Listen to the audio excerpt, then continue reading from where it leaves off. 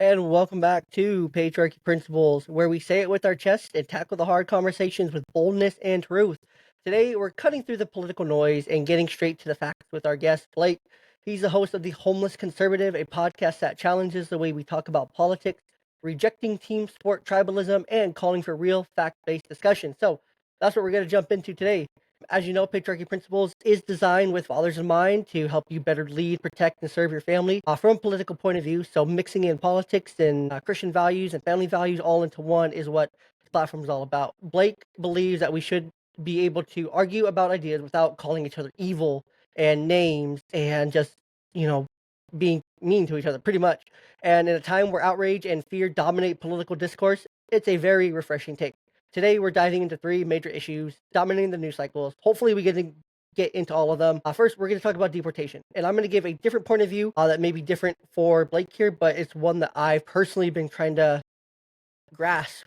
We'll talk about the death of DEI, more or less, and then Biden's last-minute pardons, what they mean, if they mean anything, or my take on them as well.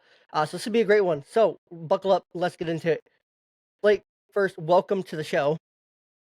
Thanks for having me. Really appreciate it. Of course. And I love when I see another person that's just like, hoodies are the vibe for podcast recording. If you're not wearing a hoodie, you obviously don't record a podcast, but hoodies are by far the most comfortable thing to record a podcast in.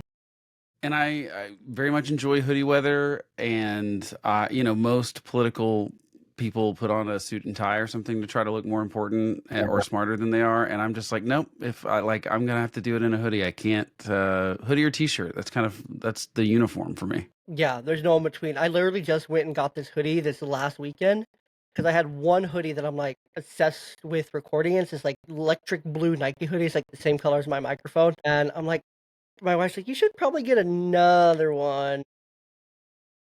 You should listen to them because the only clothes I have that get compliments, my wife gets for me. So it's worth listening to them. Yeah. When it comes to the fashion, they're trying to guide you in the right direction as much as we go kicking and screaming sometimes. 100%. And I'm like, yeah, that one's cool. But so now I have a variety. So now I get to mix it up. But there's literally like more recordings that I want to admit that are in that electric blue hoodie back to back that will all come out over several weeks of back to backs. We all have our favorites, okay? It's like a security blanket for adult men is hoodies. We have our favorite hoodies and we like them. I will say if I was elected to the Senate, I would put on a suit, unlike John Fetterman. Just for the record. I think there are situations where a hoodie is not appropriate. In my office, at my house, recording podcast, hoodie is appropriate. It's who I am. If I were in the Senate, though, I think I'd put on a suit and tie. I feel like there are situations where the institution beckons the suit, and I feel like that's good.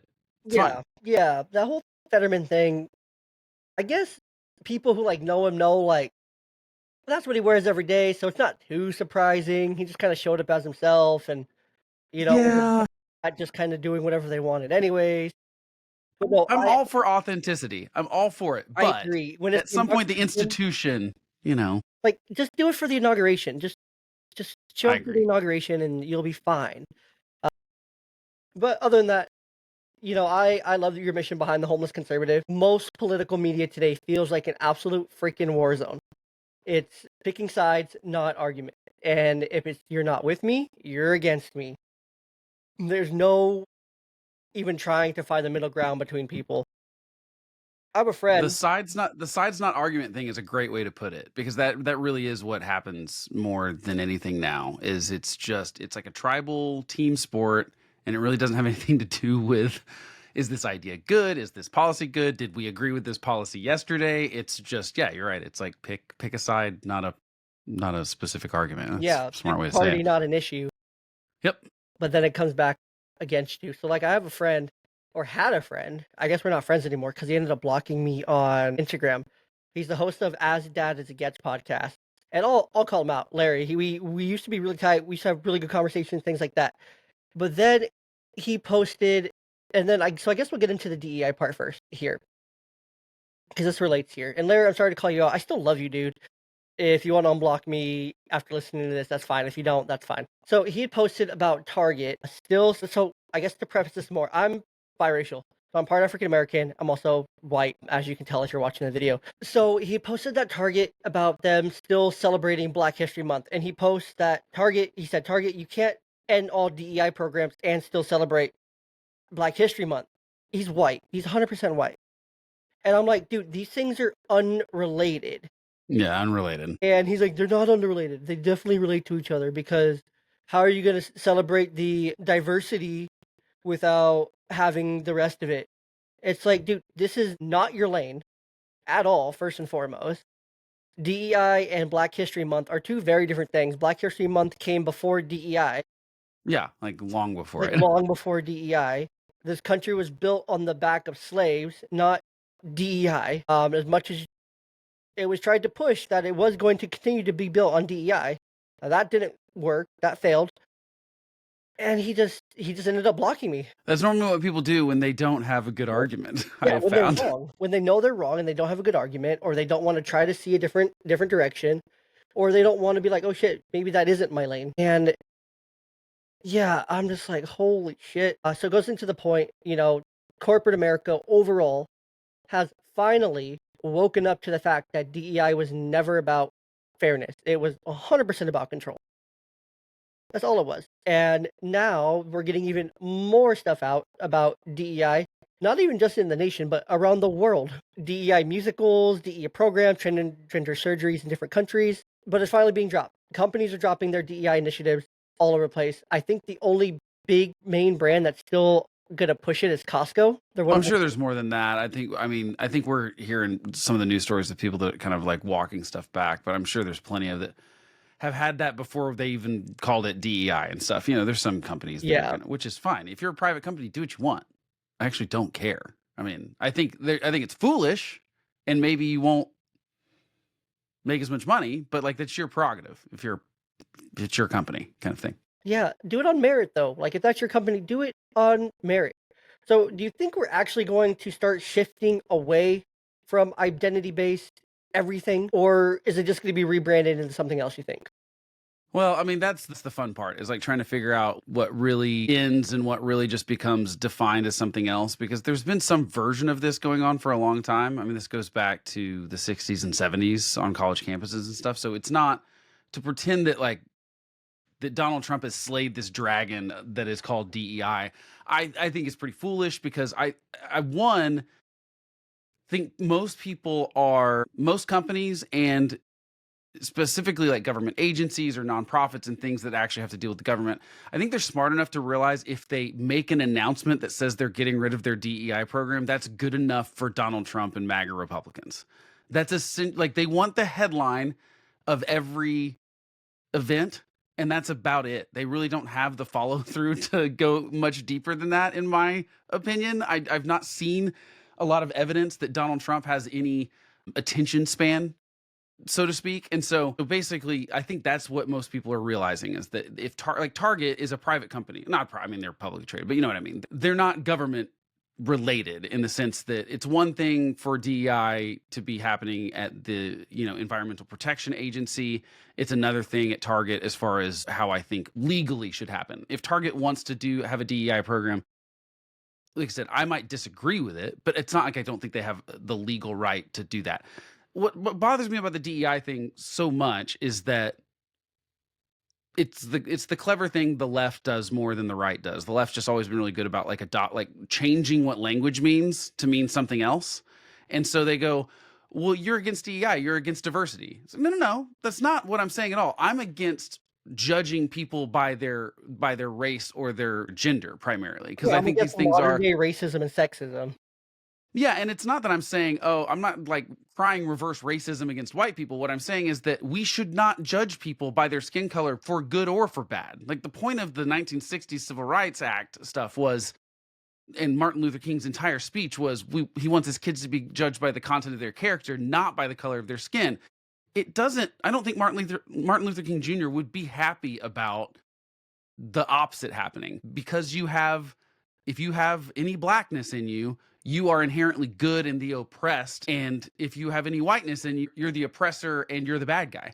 I don't think that would make him any happier than it was flipped of that in the 60s. And so that's what bothers me, is that I don't want to work, and I wouldn't want to work at a company that prioritized skin color. And frankly, look, I realize this is like, as a white guy, people would roll their eyes at this, but I don't really care. If I were black, I would not be happy to potentially be looked at as a diversity hire. Like, that's not good for anyone either. It's not good for people to think that that guy got the job only because of his skin color, and it's not good for that person either. And be that a woman or pick your diversity hire kind of thing. Now, like, do I think having diversity as a sort of building block of a company is a good idea? Yes, but I think diversity of thought is more important. I think how you grew up and where you grew up, and like, did you grow up poor? I think all that stuff makes a much bigger difference than the color of your skin. Sometimes there's overlap there, but I don't understand why we would judge a poor black kid versus a poor white kid any differently. As far as the diversity of thought that would come in from either one of those people being in your company, especially if they rose above that, they're something like a first generation college graduate, these things that we tend to have as markers of you doing better than your parents' generation and their parents' generation before that. Like, that stuff interests me, but it just shouldn't be based on skin color. It shouldn't be based on, we shouldn't be judging people, and we certainly shouldn't be teaching people, especially kids in school, elementary, middle, high school, even college, that they are good or bad based on the color of their skin. I think that's the part that really upsets me. Like I said, I do not mind if people want to hire for diversity. Like that, it doesn't even bother me to say we're going to try. You could take away all the DEI programs and still have the ability to go, hey, we want to have a workforce that represents America. That's fine. Although I think you get into really weird situations there. And the reason most of these programs existed is because you can't solve the problem ever. Nothing can ever be equitable, because you can't, like, what are you going to have? Exactly 13% of your workforce is African American and 20% of them are Hispanic. And, that's ridiculous. You're never going to make up your entire workforce exactly demographically the way America is. And I think that's where when you ask people what the goal of DEI is, like, what's the end game? When would you say you've won? And to me, there's a tell there when they can't answer that question. If there's no, this is what it looks like for everything, because there's always something equitable. The part is actually my least favorite part. It's not the diversity. It's not the inclusion. It's the equity, because it's such a bad for what they're trying to say. There's a huge difference between equality and equity. Equity is everyone having the exact same thing. That is impossible. It's never going to happen. It's a utopian. I mean, frankly, it's people replacing religion with politics and trying to pretend that they can still create heaven on earth. And that's just lunacy, in my opinion. Yeah, no, I agree. I agree with all of it. It's there is no end game with it, right? There is no way to measure it. There is no way to 100% say, oh, well, just because of this, and that. And it's not always better just because, I mean, look at our current press secretary and look at our last press secretary that we had. The difference in controlling the room, the difference in being able to answer every single question, coming prepared with facts. And then these reporters, quote unquote, have no questions to ask, have no follow-up, have nothing to say. They're shut down. While before there was just word salad tossed around at the podium. I don't begrudge anyone for taking the White House press secretary job. I think it's the worst job in politics, period. That has to be the worst job. But there's a difference in the performance in doing that, right? There's a difference in the qualification. You look at Kelly, what the fuck was her name? Kelly Jean Pierre or something. Those are just hard to watch. It's just hard to watch her up there. Because she clearly, was a DEI hire from the very first day. I'm the first gay black woman to ever take this podium, blah blah blah blah. Like that was her whole stance, right?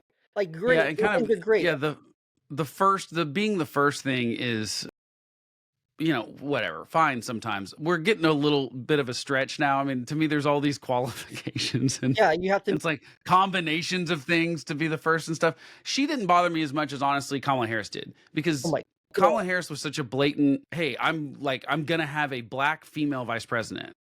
Allegedly a black female vice president. Well, I mean, like, here's what, like, the part that really drives me crazy about it is that, so he says that, and then that limits the number of people he can pick to a handful of people in the country, essentially, that are qualified to help him, run for president as a vice president. And there's just not what that bothers many me, in politics, period. right? And so, because if you're saying black, like, okay, so you need a black female that is in politics and has a high enough profile that you can throw them on your ticket and it won't be like you just, totally random. Like you can't just pick some mayor of a small town in Oklahoma. Yeah, like you can't, that doesn't Yeah, work. no, it's not gonna work. Like we're talking national politics. Someone has to be like pretty well known in their state or region or in the party or something like that. Normally it's someone that either ran for president in the primary. So you just limit the scope of who you can pick from. When you then pick that person, it like Kamala Harris could have been the perfect pick for vice president, right? She could have been on paper everything that he wanted. She could be a well-spoken, motivational, like she could be the next picket. Everyone has their Ronald Reagan, their Barack Mhm. Obama, they're like she could have that level of political talent and people would still go, she got picked because she's a black woman, right? That would be the primary thing. It wouldn't be her skill, it wouldn't be her electability, it wouldn't be maybe that he really trusted her advice on foreign policy. None of that would be the priority to why she got picked. And so to me that's unfair to that person, right? Now the other thing that's unfair is that I think she was the absolute wrong pick, and I think it like look, you go back to 2020, and I think there were a lot of people that didn't want to vote for Donald Trump again. They were kind of tired of Trumpism. Mhm. To me, the last several elections have really been about rejecting one party, not embracing the other. It's just about going, nope, next. That was not what we wanted. Yeah, it's a And lesser of I two think, evils argument to where it's like, "Oh, well, yeah, this seems to be the lesser of the two evils. Oh, this one seems to be the lesser of two evils." or it's not even the lesser now. I think it's more I'm rejecting the evil that's in power, and I will vote for the other one because I don't like it. Really, just becomes it's a binary choice, and we're really firing the last guy. The way elections work is that simultaneously is we're hiring the next guy Mhm. at the exact same time. So that's what's a little bit weird about voting is that we are simultaneously it's a job review essentially, and we're saying you didn't do a good job, we're firing you, and we're immediately hiring your replacement at the same time that we're firing you. It's kind of a weird way we do it, which is fine, but to me that's what it just totally discounts everything about what that person, their political talent or job talent or pick it. And then in the end she ends up not being very good at any of those things. So she's not any of the things that Joe Biden isn't, if that makes sense. And Yeah, normally you would want someone that can be you like, want someone who if isn't. he's old, yeah, if he's old and has gaffes all the time, you want someone like, for example, the Donald Trump JD Vance sort of dynamic is more So interesting good. because It's so much better. JD Vance can do things that Donald Trump cannot. Now, Donald Trump probably doesn't admit that to himself, but it's true. JD Vance is smarter than Donald Trump. Like just like He's a whole lot smarter than Mike Pence too, but you already see the although difference. I don't Mike Pence is interesting too, but similar there. Like they're opposites in some ways, and like Pence could speak to a crowd that Donald Trump couldn't, and vice. But like Kamala Harris didn't really help Joe Biden at all, in No, my opinion. As far as like she wasn't a strength where he was weak, or they didn't complement each other well. And then she ends up being the de facto nominee when he has to drop out. And I don't think that went well for the Democrats, as everyone can tell. So Joe yeah, Biden's diversity hire, which if you call it a diversity hire because you're wanting to pat him on the back, he's willing to accept that. That's the other thing that bothers me about DEI stuff is that when we're bragging about it, good for me, I hired a black woman. But then if you say, well, that's a diversity hire, they're like, how dare you? You're racist. yeah, I'm like, well, exactly. okay, you can't have it both ways. You can pick one or the other. You can either brag about her being the first female black vice president or Eastern, pick your thing that you want to label, but you can't brag about that and get upset when people point it out. It's got to pick one or the other. Yeah, you don't get both. You get one or the other.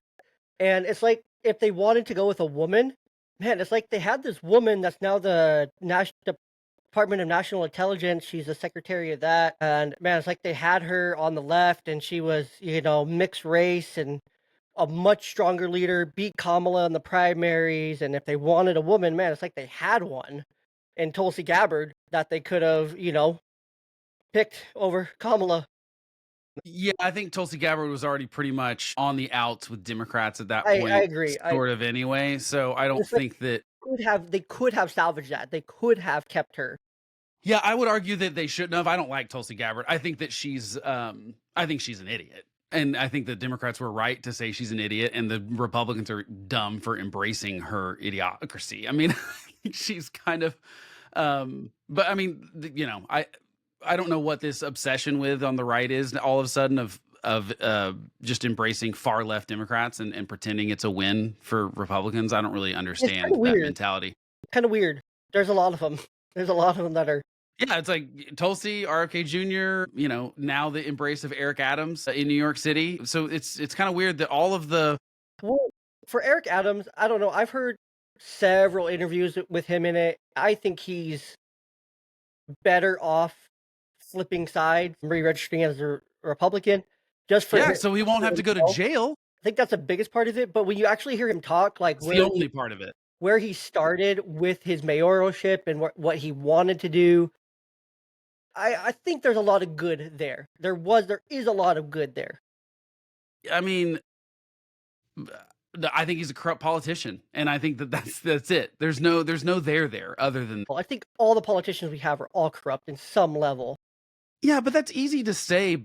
That's easy to say. I mean, I think it's not completely wrong, but my problem is that now that on the right is an excuse because of the people that we're embracing. So because Donald Trump is corrupt, and because Eric Adams is corrupt, and because all these people are corrupt, but now they're on our side again. That's like, and by our side, I'm just saying, if you're conservative and you're Republican, like pick it. I'm not saying sides here between Yeah, us no, I necessarily. hear you. I'm just saying that it seems like excuse making a lot of times where we've got to figure out a way to say that Eric Adams is good. And so we're going to go back in time and try to massage the things. But 4 years ago, no one was claiming that. When Eric Adams was railing on Donald Trump and trying to blame immigration on Republicans, when it was clearly Joe Biden's fault for the executive orders he signed that let the flood of immigrants come in. Like it was all the border crisis was entirely created by Joe Biden. And yet Joe Biden, Eric Adams, other Democrats are trying to blame it on Republicans and Trump.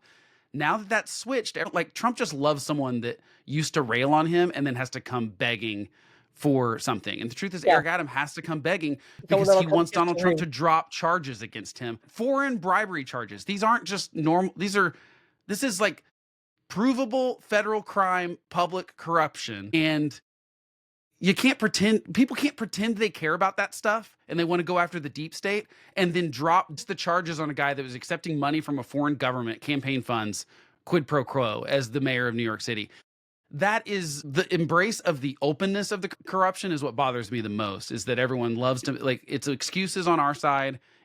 We'll blame the other side when they do it, tisk tisk. But if our side does it, we're winning. That's the Eric Adams thing is probably the ultimate example of this week of what I hate about U.S. politics right now. Yeah. And the way Eric Adams tries to spin it when he was on Tucker, was it Tucker? Yeah. The way he tried to spin it on there was where he was saying that, they were just he tried to spin it very gently to where it's like, oh, I was just trying to build it, help them get their embassy done. They just needed these fire inspections kind of thing. Right. He doesn't mention on that platform anything else about the funds he took in or the flights or anything. What's also really weird is that he took the funds and traveled abroad.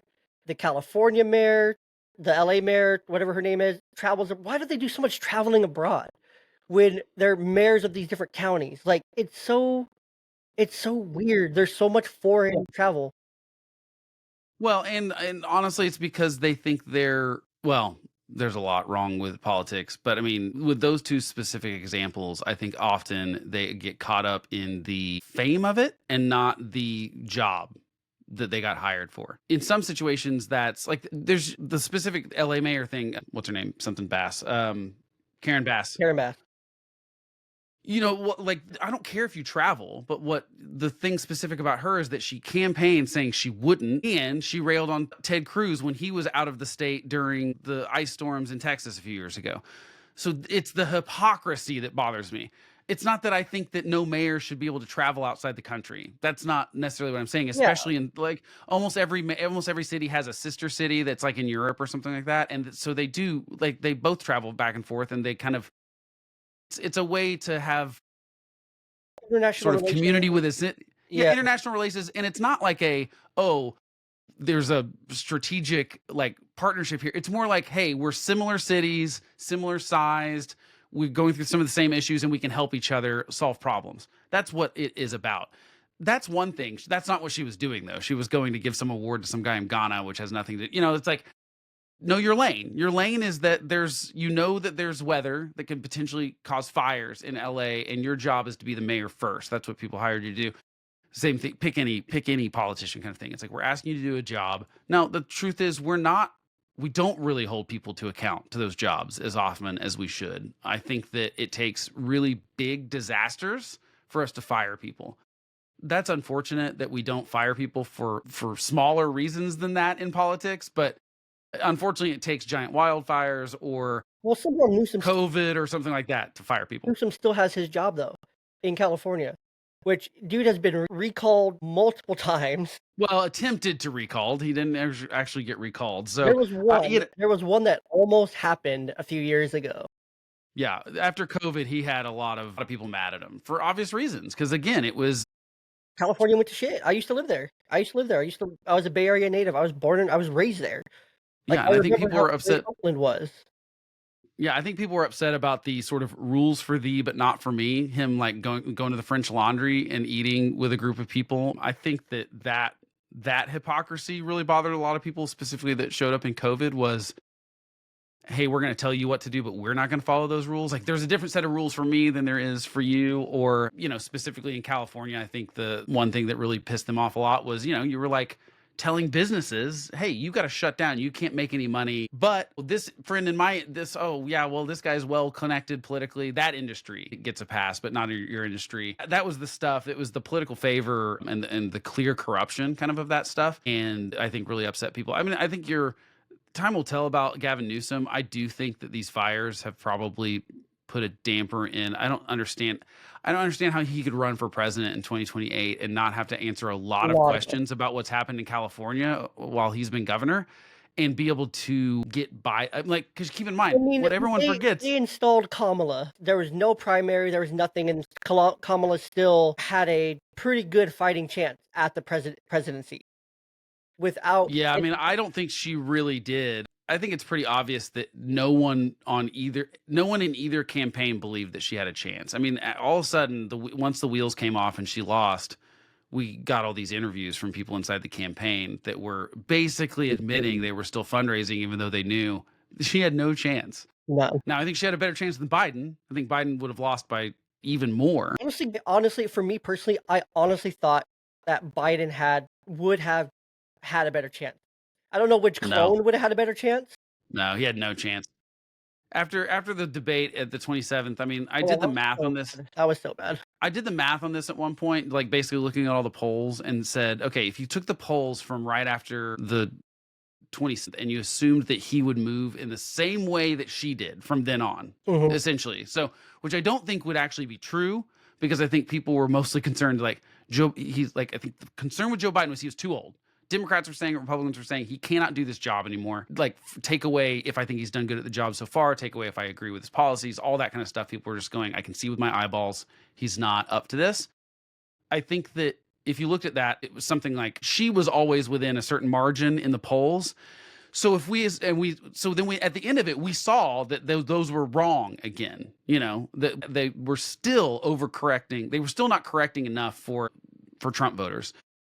If you would adjust his polls, because obviously we don't have any polls for him after he drops out of the race, but if you adjust his polls to be wrong on her account, which you assume they would both be underestimating Trump the same way, he loses by 6 points. She loses by like 3. So he loses by almost a double thing. Now, of course, like I said, that is taking polling and looking at, stuff that wasn't really polled. So it's not exactly scientific, but if you just take that margin that she lost by, but the difference between what the polls said it was close and what she actually lost by, like she lost all 7 of those swing states, Biden loses by even more. So no, I don't think Biden would have had a chance. I think that that's the reason the Democrats forced him out. They were like, we are absolutely going to lose this. We might as well try to not with someone else. Yeah, that's true. Now, I think the real problem is that no one wanted to go down with that sinking ship. I think people like Gavin Newsom and Josh Shapiro and Gretchen Whitmer, all these other names of people that we thought would maybe run, none of them they can see the writing on the wall. They can see that probably the Democrats are going to lose this, and they don't want to throw their one shot away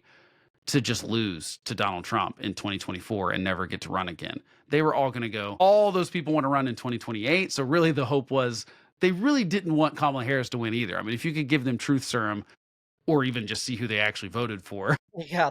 I don't I think that told they. you the Joe Biden and Jill Biden, they both 100% voted for Trump, because why else would Jill Biden wear a red dress on Uh, election day? I don't read into that too much. I mean, I I know, don't think they care as I much. just thought it was funny. And then the way Biden was happy, smiling, and all giddy when they did the White House exchange and whatnot. Just all of that. It was just you can read into it however you want, but I just thought it was hilarious. I'm like, yeah, I think the these two voted for I, Trump. I think the better way to read into all that is don't take politicians seriously when they tell you things like this person is a threat to democracy. Because I don't think that because if Joe Biden actually believed Donald Trump was a threat to the end of America, I think his behavior would have been different. And so to me, you look at how people behave and not what they say especially when it comes to politicians. So to me, the it's obvious. If you're the Democrats, if you're Joe Biden, if you really believe Donald Trump is a threat to the country, which I think that there are valid reasons to say that he's not qualified to be president. I think he's certainly done enough things that I would go, that's why my show is called The Homeless Conservative. There are plenty of things that he does that I go, that is not conservative. That is not good. That's not constitutional. I'm calling that out, whether it's on my side or the other side. Right. And but that's why I'm like, I actually believe those things. I don't believe that Joe Biden really does. I think Joe Biden and Donald Trump are actually just a lot alike, and they really only benefit from being able to possibly beat the other one because they're both such bad candidates. I think that it's like they need each other to exist, because if Donald Trump was not running again, Joe Biden would not have ran again, No, and it would vice have been versa. again. Vice versa. I don't think Donald Trump could have beat a competent Democrat. It's like they kind of need each other's terrible candidacies to keep each other afloat, which is just really weird that we as Americans can't figure that out, that we keep nominating terrible people to run for president. Yeah, no, it'll be really interesting in 2028 because it's open on both sides for the first time in a really long time. Since I want to say like when Obama and Romney were going at it and 2016 was the last time it was open, although the Democrats oh yeah, would kind of claim it wasn't because it was kind of it was a little rigged for Hillary, but it was technically that's an open true. primary, even though only like 3 people ran on the Democrat side. But this time it's completely open on both sides. And there's a lot of names. There's Newsom's, there's Gretchen's, there's Shapiro's. Even though Shapiro has some weird, really weird stuff that he needs to sort out, he has some like implications that he was when he was an attorney, or there's a whole thing there. I don't want to get into it because I don't know enough of this story. Or Yeah, I've heard a little bit of that. you know what I I'm talking think there's about? Where he's like connected yeah, to murder, like paid him off or used his yeah, it's position because they were donating to him. And there's a whole thing there that really needs to be cleared up and we need answers for.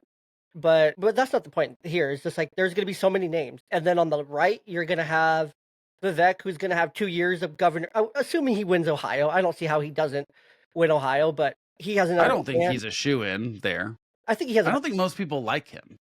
I think people in Ohio do. We'll He see. was I pretty mean, well received on, like, college campuses and that doesn't turn to votes. town halls and things like that.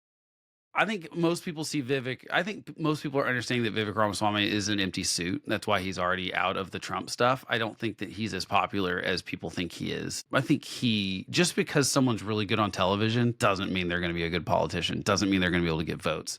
I think Vivek Ramaswamy is the Republicans' Beto O'Rourke. He's an empty suit.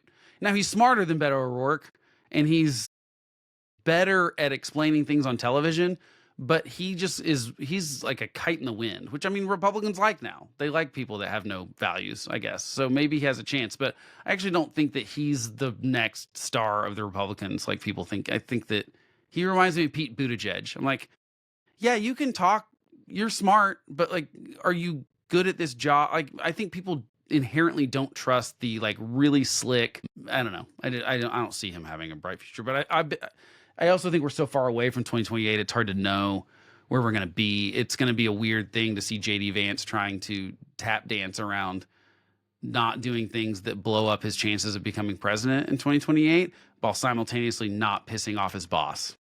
Yeah. I don't understand how I don't see. I, Here's the truth about Donald Trump. Can you think of a relationship he's had consistently good since 2016. Anyone that's worked for him. Cash Hasn't worked for him for 8 years. He's never worked for him at all. Cash was there when he was there the first time. He was not in the first administration, I don't think. Are there any? There's at least a couple holdovers from his first administration. Yeah, but most of them had a falling out at some point. Not everyone, but I mean, like, especially the names that we know about. Like, the problem is, like, you pick every high level cabinet member from the first thing. They're all rhinos now. Yeah. They're all public enemy number one. Yeah, they're not. That's going to happen with people in this administration too. What people are really bad about remembering is that look at the enemies list that Trump has. Most of them worked in his first administration. That's going to happen with this administration too. Will it happen with JD Vance at some point? Will it happen with Elon Musk at some point? I think there's no way it won't happen with Elon Musk. Those two egos cannot coexist in the same space for a long period of time. It doesn't help that the media has, from day zero, spun that one to where they try to put Musk against Trump and the power dynamic, and they know that'll piss off Trump because no one else can have my power. He's not the president. He's not this, not that. So stop comparing him, kind of thing. And that'll definitely ruffle feathers depending on how much they give into that one. But that was always been a dynamic So in media narrative. And the other thing is, the second someone makes Trump look bad, he's done with them. So if you mess up at your job, even if it's something that Trump asked you to do, you're gone. So they all have to play really nice. Especially Vance, and especially anyone who may have an intention to run in 2028. It wouldn't surprise me if Tulsi runs again. It wouldn't surprise me if RFK Jr. runs again. Right. So now you're going to have political sniping between all these people that are working in the same administration. Which is really weird because they'll be at the end of their terms. They won't make it this whole time. There's no way. I mean, like, I don't believe for a second that any of these people are going to be in the cabinet in 2 years. Like, I would be really, not any of them. I would be really surprised if RFK Jr., Tulsi Gabbard, Kash Patel, Pete Hegseth, all the, like, Marco Rubio, the big names that we know about in the cabinet, I would be surprised if they're all there in 2 years. There's no way there's not turnover. Even if it's just for other opportunities. Oh, there's a Senate seat I can run for. There's an Ohio governor I can run for. Like, I'm not saying it's going to be, we're going to have these blowout fights, although I think we will have some of those too. We'll have at least one or two, but I think the other ones, like you're saying here, will be pretty quiet, where it's like, oh, well, there's just this other opportunity, and then Trump will say, yeah, I fully support them and go in this. Yeah. That'll be more rare though. I think Trump loves to throw people under the bus, and he will do that with these people too. And, like, look, we saw it happen this past week. I don't think the fallout's going to be done from this yet, but the whole trying to dismiss the Eric Adams case caused 6 resignations at the top of the U.S. Department of Justice. So that, like, now those people are, it's like there's all this silly game stuff he's doing, but at some point that's going to, like, the public is going to go, this is not what we voted for. And he's going to try to throw people under the bus. Well, that's not my fault. That is whoever my acting assistant attorney general was at the time. That's the person we're firing. And this is because Trump's management style is ready, fire, aim. He decides he wants to dismiss the case against Eric Adams, and instead of conferring with some people around him, like his attorney general, maybe talk to Bondi and say, hey, what's the smart way to do this? And she probably would have said to him, if he consulted her at all, hey, did you know that even if you try to get this case dismissed, the governor can still just fire him? So what would be the point of doing a quid pro quo if the person that says they're going to help you with deportations in New York won't be the mayor anymore because the governor can just get rid of them for these corruption things? Like, yeah, sure. It doesn't matter if you partner. It's an executive power. Every governor has that power, right? Not every, I mean, it's a state to state thing, depending how they have it. Okay. Most in New York specifically, it is like the governor alone can actually, it's basically like a one-stop shop impeachment and removal kind of thing. She can remove mayors from office. That's how New York is set up. Not everyone is set up like that. Most of them, it varies state to state, but yeah, so she can do that. So, I mean, Pam Bondi might have said, hey, this is going to be a lot of political fallout for potentially nothing. Now, I'm not saying Trump's going to listen to that, and maybe that did happen, but you can tell that what happens is that because he goes, nope, you're dismissing the charges, then they have to figure out a way to make it look legal and not make it look like a political favor, Yeah. and not make it look corrupt. And what it ends up doing in the process is making them look very corrupt. Every accusation they lobbed at the Biden Justice Department, they've already done inside of their first administration. Yeah, well, that's what they've both done, right? That's such a classic thing that we see across the board in politics now, is where, "Well, let me accuse the other side of exactly what I'm doing." That happens with almost every single issue, it seems like.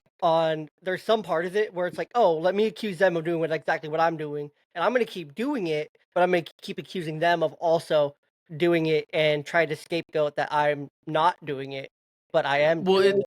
it's not even that sometimes. It's sometimes that they go, hey, my bad behavior is excused because it's stopping their potential bad behavior. Yeah, So what they say now is, yeah, it's like, well, they might do this. So this is Joe Biden. This kind of goes to one of the other topics. This is Joe Biden saying, Trump might go after my family. He might use his Justice Department to go after people like Liz Cheney and Mitt Romney, and these people that were on not Mitt Romney, but like Liz Cheney and these people that were on the January 6th committee. So I'm going to preemptively pardon all those people, which is a bad behavior and an unprecedented thing that no one's ever done before. I'm going to give blanket pardons before these people are even charged so that Trump can't do that bad behavior. And then it makes Trump go, well, because he did these preemptive pardons, I'm going to do preemptive and so it becomes this thing where like, I'm going to stop their bad behavior by also behaving badly. And what we're going to end up with is, I think, a constitutional crisis where Donald Trump at the end of this term will more than likely just pardon every single person that worked with him preemptively.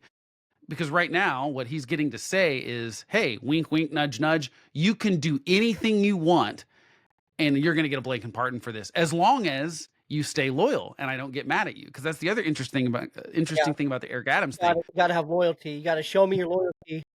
He did not drop the case with prejudice. He did it without prejudice, which means at any point, the Department of Justice can pick back up the Eric Adams case and start prosecuting it again, which means you now have a mayor of New York that has to do exactly what you say at every turn, or else he has the chance to go to jail again. That is corruption at a level that is weaponizing the Justice Department. Everything that Donald Trump accused Joe Biden of, they are already doing right now, 3 weeks in, out in the open, just like right in front of everyone.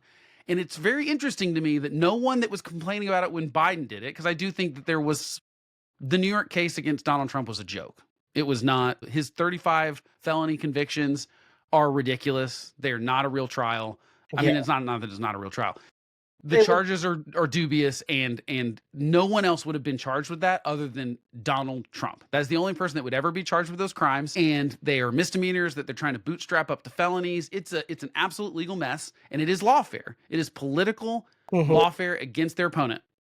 Now, that doesn't mean the federal cases were. I think the documents cases were as dead to rights as any case has ever been with the federal government. I mean, like, he took them. He knew he wasn't supposed to. He's on tape saying he wasn't supposed to, but he did it anyway. There's no more slam dunk case than that.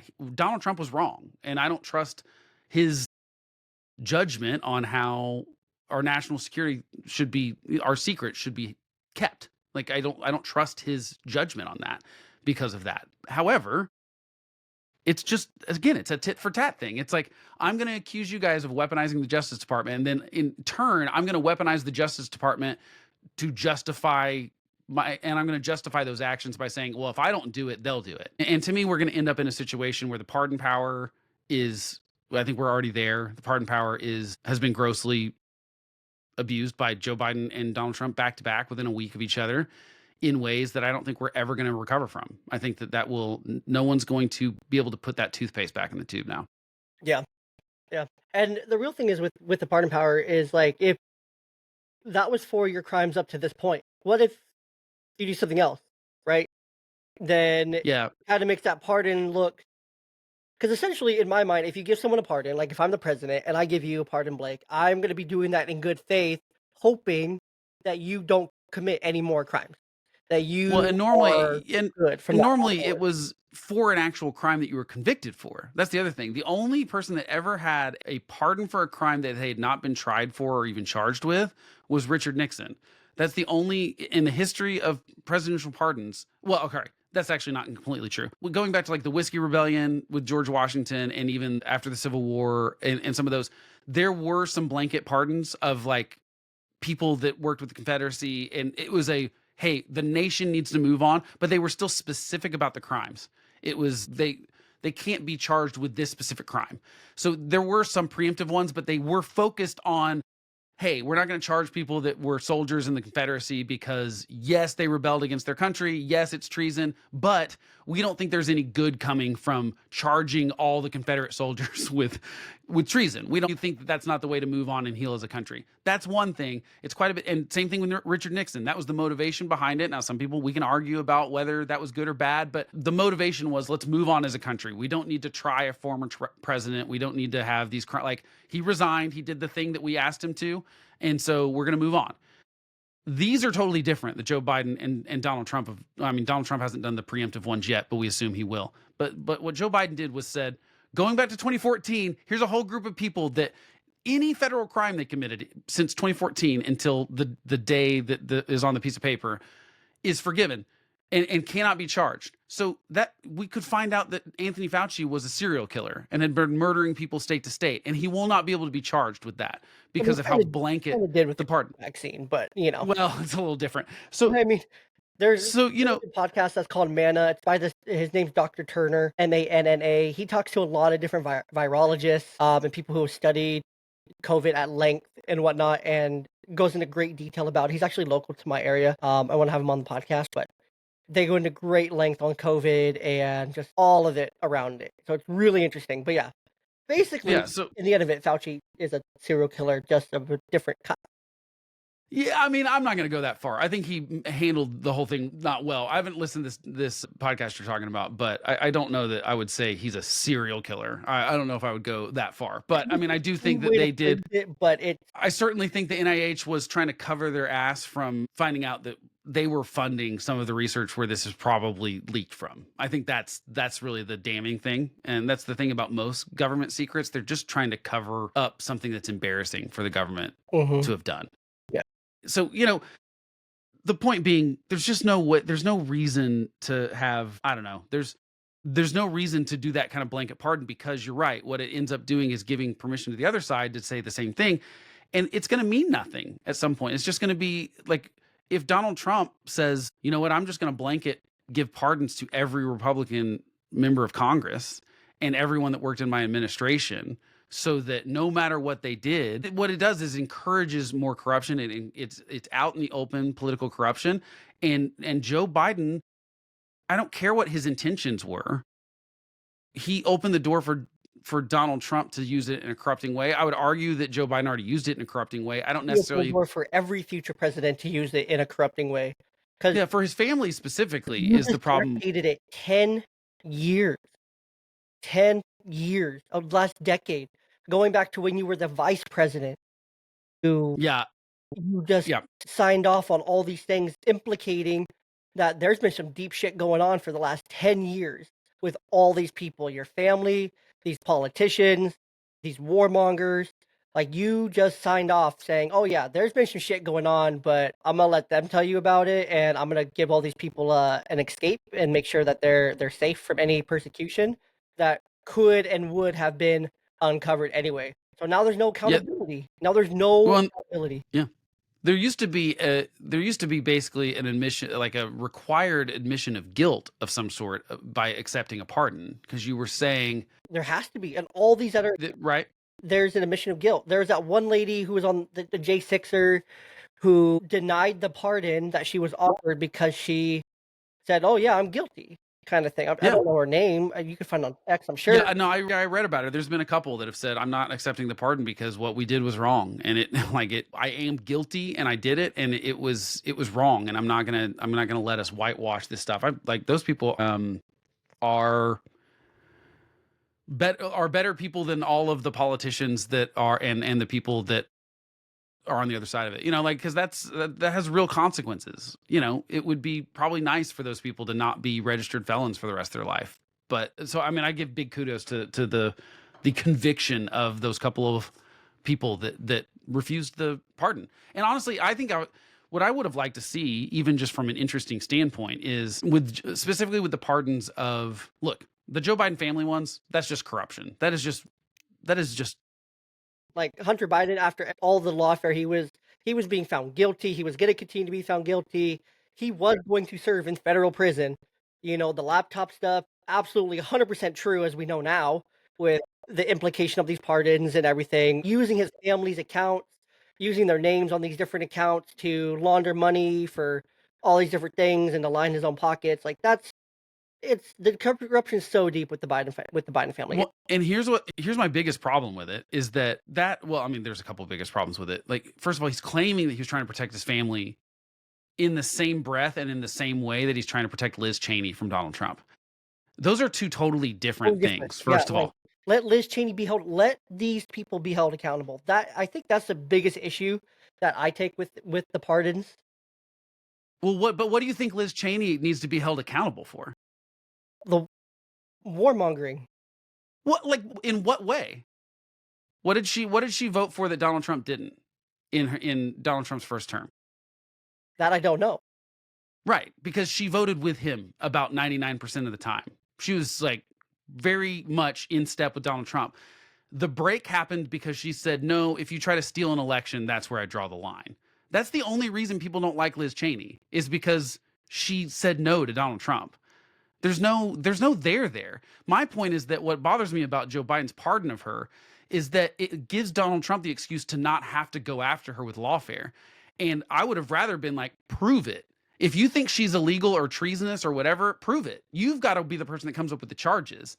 And I just don't think there's anything illegal that Liz Cheney did. I don't think there's anything illegal that Adam Kinzinger did. I think they were just Republicans that said, I think if you could have had a secret vote in the House and the Senate in 2021 after January 6th, Donald Trump would have been impeached and removed without a doubt. Without a doubt, he would have been impeached and removed. The truth is, people are just scared because Donald Trump's minions were threatening their families.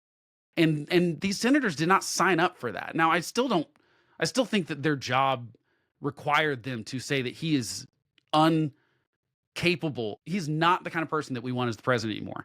He tried to steal an election and he sent a mob to the Capitol to try to overturn a fair election. And they were too cowardly they just thought it would go away. They thought the problem would go away on their own. And the truth is they were wrong. And Donald Trump is now back in office. And now Liz Cheney is not, I mean, you can call her a warmonger if you want to, but the problem is that she was step in line with Donald Trump in his first administration, basically. Like, if you go look at her voting history, it's the same as whoever he likes, Marjorie Taylor Greene, you know? It's just that she finally said no to him. And you can't do that in Donald Trump world and get away with it. That's the only reason Bill Barr and Liz Cheney and John Bolton and Mike Pence and any of these people that are now public enemy number one of Trump, it's because they said, no, what you're doing is unconstitutional or illegal or a war crime or something. I will not go along with it. And now it's these attorneys that just resigned because of him trying to drop the charges against Eric Adams. He's going to call the lady that ran a deep state that resigned. He hired her 3 weeks ago to be the U.S. attorney at SDNY. He hired her. Her first day on the job was January 20th. She's the interim U.S. attorney because he's got to wait for his real pick to be Senate confirmed. But so the interim ones are just there until they get their Senate confirmation. So is he hiring the deep state, or is he that stupid, or are the people just finally telling him no sometimes and it makes him mad? That's what bothers me about this entire political thing, is that we're even doing it with, like, Liz Cheney is public enemy number one on the Rhino world, but RFK Jr., a lifelong liberal, very far left Democrat, is our hero. It doesn't make any sense to me. Yeah, no, you know what I mean? The Cheney one I could have sworn had connections to Obama administration and to the war in the Middle East. Well, I mean, there's no doubt that she's more hawkish. Yeah. I thought that's where my issue more with her was there those connections. I didn't know about her voting history in Trump's first term, but my point is no one complained about Liz Cheney before January of 2021. I never heard I'm sorry, that's not true. Not no one. I never heard Donald Trump or MAGA world complaining about Liz Cheney or any of her positions until she said, you cannot attack the Capitol and try to overturn an election that was fair and get away with that. That was the line in the sand for her. And that's when she becomes public. And Mitt Romney's the same way. People love to complain about Mitt Romney, but it's like, okay, what were your problems with Mitt Romney before? I mean, other than, like, obviously he lost in 2012, but I mean, what were your problems before he said no to Trump? That's my point. Is I just want there to be consistency. I'm all for like disagreeing. I'm all for saying if you're more isolationist or if you're more, we need to be interventionist. There's obviously, especially with foreign policy, it's very complicated. I think people can have way different views on stuff. And I think you can also be very much nuanced about that with individuals. I like their policy on this. I don't like their policy on this. That's not what we're doing, though. We're writing off people as wholly good or wholly bad based on whether they're on the right team at the right time or not. And it's like Eric Adams was a liberal Democrat, big city blue mayor, public enemy number one until a year ago. But now that he's licking Trump's boots, he's our friend. RFK Jr., Tulsi Gabbard, pick your other ones. We do the same thing over and over again. It doesn't make any sense to me. And I don't think it's going to work out super well for Trump, because I think there's no way he doesn't have some of these people that he's claiming are some of these people that MAGA is defending right now. Like Pete Hegseth is one bad move away from being MAGA enemy. It's just that, so he's got to watch his, but right now he can do no wrong. Everything he does is perfect, and I'm just like, why don't we just call things like they really are? Yeah. I think, speaking of Hegseth, I think he'll be the very first one out. I think there's a good chance that that's right. I think he's on the chopping block. That one was already extreme. Trump already had to put his back out for him. I think he's mostly on the chopping block because the foreign policy stuff is so complicated. It's really hard when Donald Trump changes his mind day to day and says stuff out loud. Like Pete Hegseth is trying to play catch up to that. And they all are, especially with how long the Senate confirmations are taking, which doesn't make sense because they were all, you would think they would just go a bit faster. It seems like they're just dragging. Like it takes 2-3 weeks for some of these people to get into office. Executive orders are already being signed. They're already, I understand there's processes and things that have to happen. I get that. But it feels like some of them are just really, really dragged out. And, the attorney general shouldn't take more than, some of these just should be quick. They should be boom, boom, boom, boom, boom, boom, boom. Like go through, hear them out, knock them out. Now, okay, one day we're going to hear this person and then do all this. Yeah, I don't really know what I'm trying to look up a thing to see how fast they were. Okay, I found a chart. Let's see. It was Trump 2 is actually going a lot faster than some of the ones in the past. Like, oh wait, no, that's not. These are different. But the thing is, like, these are announcements. Election is November 5th, right? We know he won. It's confirmed. Everything's in the book by November 15th, right? Lock it up, lock it in, 100%. We know for sure things going to happen. So now you have a 60-day period to where, why don't we start the confirmations in the 60-day period? Or why don't we do a transfer of power sooner than, waiting 60 days between the election and the inauguration? It feels like there's just a lot of wasted time there. Yeah, I do wonder if we should. I've heard some interesting conversations about, like, do we need the November to January 20th? No, absolutely not. We absolutely. I don't think we do anymore. I think you're right. Other country does that. Well, I mean, here's the thing: all their numbers in one day that are larger than us. India can count in one day. China can count in one day. Russia can count in one day. All these other countries. Hold on. You just mentioned two countries that are not actually democracies. Yeah, they're so it's not exactly fair. China and Russia are faking their elections. But other countries can count and be done in a day. It is possible. Yeah, they're also not. They also don't have 330 million people and 50 different states and 3,000 different counties doing the count. Like, part of it is this way we structure it. And here's the thing: sucks for it to be able to do, but it has to be possible, right? In some way, shape, or form, it has to be possible. It has to be consistent across the board. Well, the problem is that it's constitutional. So, I mean, this used to take a while because it was, we didn't have the technology and stuff. The problem is you have to change the Constitution, change those dates. And we have before. You actually used to inaugurate the president in March, I think. And so we moved it back to January in, I think, the early 90s. Don't quote me on that. So the problem is it takes constitutional change, which is hard because you got to get, got to go. Yeah. So, but that gap, you could use that time. You could use that time to do the Senate confirmation hearings. You could use that. Well, but you can't because the new Senate has to be sworn in. That's the other thing, is that you have to have the new Senate. You have to have the. So I do think they could shorten it. The main reason I think they should shorten it is because this past November, December, and January were specifically interesting. Every world leader and national leader were meeting with Trump as if he was already the president.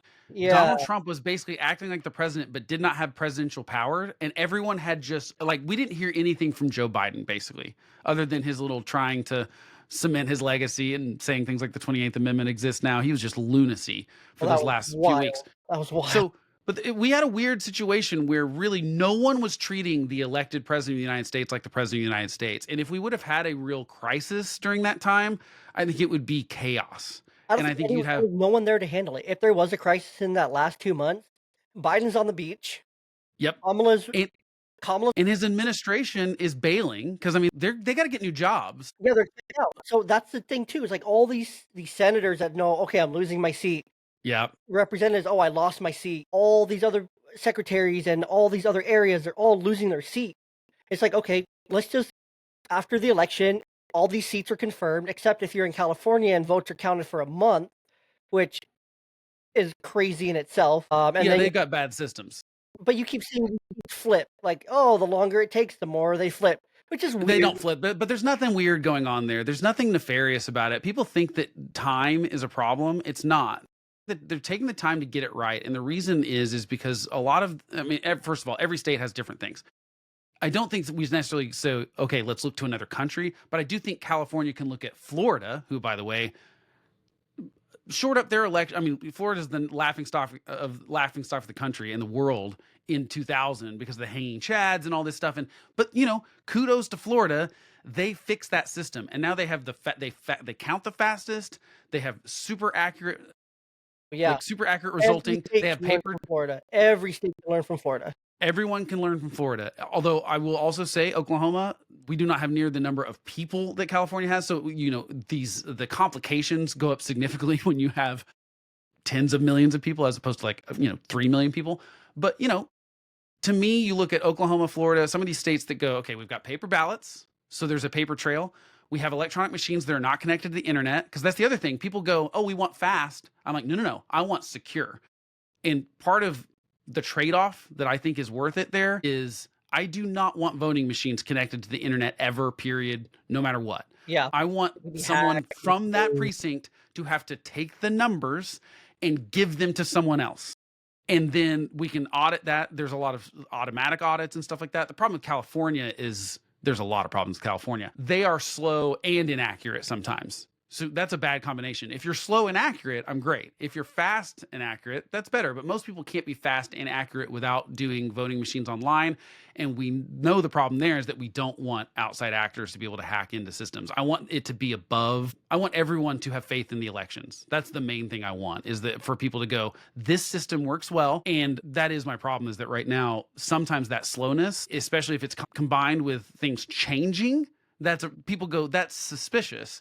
Florida is fast and it doesn't change. So Florida's figured it out. More people should look at Florida, although I don't want a situation where every county and every state is using the same machines, because again, that actually gives us some security, is that it's very hard for China or Russia to hack our elections because they'd have to get into 3,000 different county boards.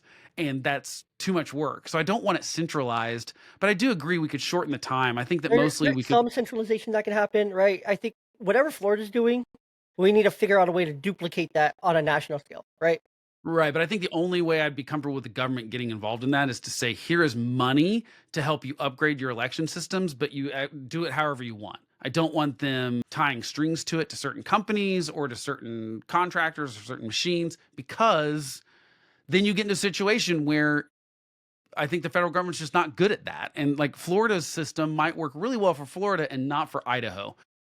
Yeah. And so what they can do is they can get the funding from the government and say, hey, you need to upgrade your system. You need to make it faster, more efficient.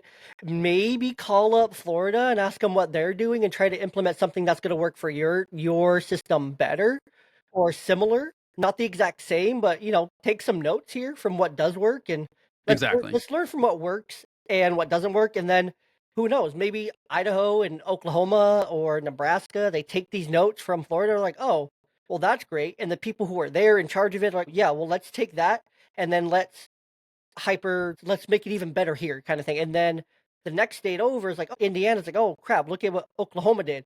They did great with theirs. Let's take ours and make it similar to Oklahoma. And then everyone's just trying to make it better. And then Yeah, it's a funding problem for the most part, I think, is that what happens is that if you're a state that goes all in on an election system that doesn't end up working very well, you don't have the funds to replace that election system for a long time. So I do think that is the most I would want the federal government involved, is going, let's look at the states that are actually having problems, that maybe have machines that we think are dangerous, for example. Like I said, I don't think anything should not have a paper trail. I think 100%. voters should be confident enough to know that there's a piece of paper that has my vote on it. And the worst case scenario, if all the machines stopped working, we could count those paper ballots and still get the election results. I think that people want that. It's obviously very clear that, for example, people want voter ID laws. It's like 80%. It's an 80-20 issue. But, oh yeah, exactly. But you have to have an ID for literally everything else that you do. You have to have an ID to drive. You have to have an ID to go across the borders. You have to have an ID to go state to state. You have to have an ID to fly. You have to have an ID to buy beer. You have to have an ID for this, that, and the other. Why don't you need an ID to vote? You should absolutely have an ID to vote. And along with that, why isn't this day a holiday? Right? So people can vote. Like, make it a federal holiday. But the federal holiday thing doesn't help that many, because how many people get off for federal holidays? It's not that many. It's like banks, it's like most people don't get. It would shift a lot, and it would help a lot more people get out. I see. I don't think we have that problem though, because like to me, we've got so much early voting now and so much mail-in voting and all this kind of stuff that I go. There's ways. If you can't figure out a way to vote, right? Because it's not just that Tuesday. Now it's like the weekend before. In some states, it's a month before. I think that's outrageous. Figure out a way to vote, and if you want to vote, you're going to vote. If you don't want to vote, you're not going to vote. I mean, we had 120 million people that voted, and we have 330 million that live in our country. Like, we have a third of people that actually vote. It's like 60%.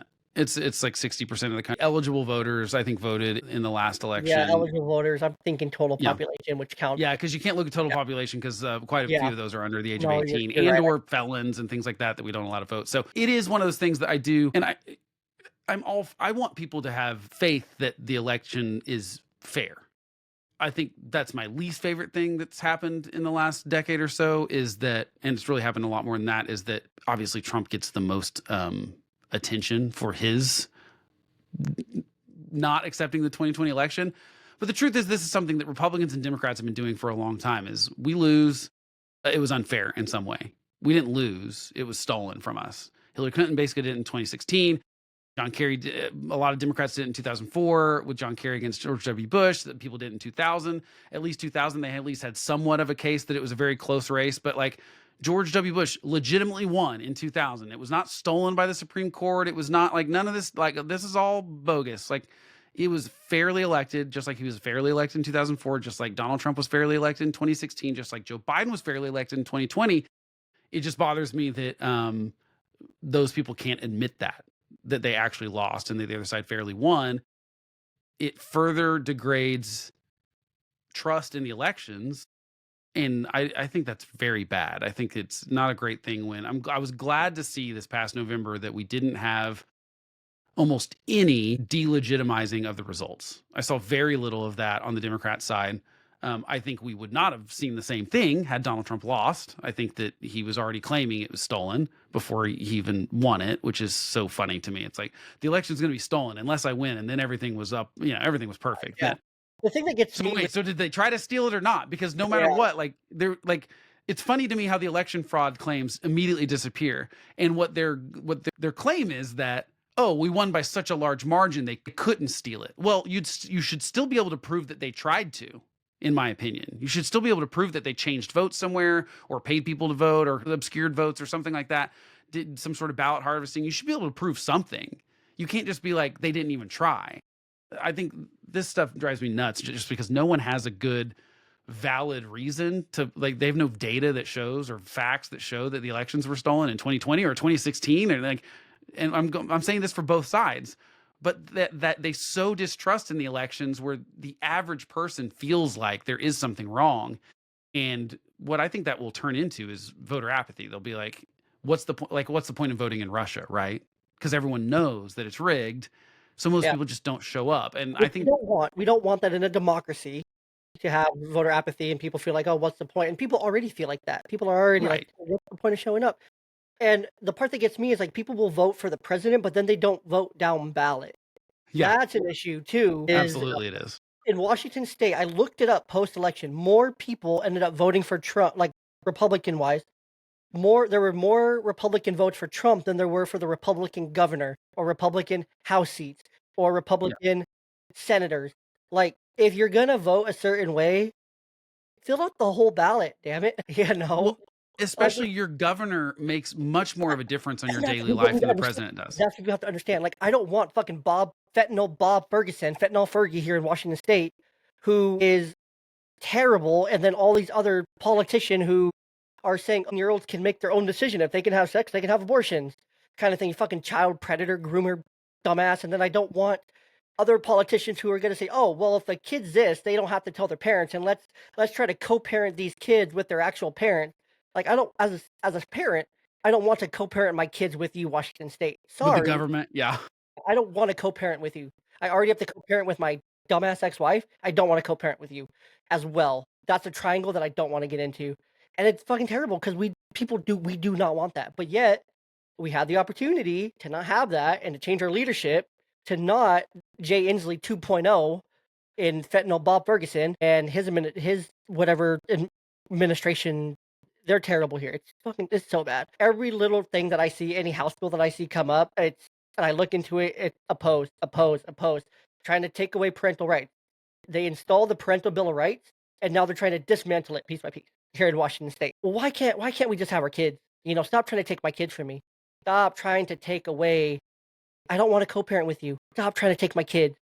I get it. Well, and it's an interesting thing because unfortunately, we've turned politics into thinking that the president can, well, first of all, presidents run on saying they can do a lot of things that they can't. Like, the truth is, no president can control egg prices. I just hate to break it to you. Like, Donald Trump pretended he could. I paid over $8 for an 18 pack of eggs just yesterday. It was fucking ridiculous. I almost couldn't stomach it. It's 47 cents a fucking egg. Like, no president can control that, duh, but Right, because there's a bird flu going around and it's killing yeah, a bunch of chickens. And like, that's unfortunate. Like, and this happened under Biden too. your local policies can also affect that too at a state level. Taxes and all those other things that occur at the state level also do that. I look at different things that I bought when I first moved here to back to Washington State in 2020. It used to be $2.98 for a pound of ground beef. Now it's $4.98, right? For 18 pack of eggs, it was $1.98.